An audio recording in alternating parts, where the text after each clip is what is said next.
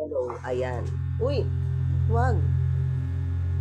Kakigising lang namin. So, ito si Potochi. O, tignan niyo yung mukha ni Potochi. Hindi mo alam kung saan siya sumuot. So, tatlo na lang yung naiwan na anak ulit ni Mondi. Ayan. Ito, iiwan ko to kasi aalagaan ko ulit siya. Aalagaan natin ulit si Potochi. Ito yata yung breed talaga ng kasi ang kapal ng kanyang balahibo.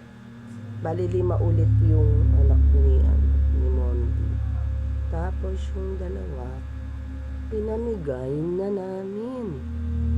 Itong tatlo na lang na iwan ulit, 3 white. Yan. 3 white yung ating maalagaan natin siya binilan. May 3 na kami ulit. 3 na ulit kaming hindi, may 3 na iwan dun sa una niya. Tapos eto 3. Pero yung dalawa, may-ari na. Kaya eto na lang siya. Nag-iisa na lang itong maiiwan. Tignan mo kung saan siya sumuot. Ayan na. Ayan. Hindi pa kinukuha yung dalawa. Andito pa. Tignan mo saan ka sumuot. Cute ka. Cute ka, Molly. Kagigising lang namin ni Molly Ay, ni Potochi Mahilig kasi ako sa aso. Yeah? Ba yan? Hindi na kayo dyan,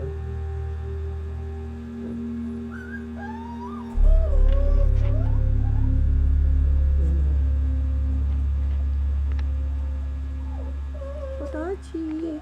Bali, pag ginalagaan ko to, 4 na yung aalagaan namin. Yung yung ibo, malalaki na. Tapos ito, maliit pa. Potochi. Potochi, Potochi. Kinukutuan ko sila araw-araw kasi may mga isa-isa silang kuto, garapata. Yan. Yan Potochi Ayan. Ayan siya Ano siya ba yung Potochi? Ang mama. Yung dalawang puti, ganito din, pero hindi sila balbon. Konti lang yung nila, balahibo nila. Ito talaga yung mabalbon. 2 anak niya ni Mondi.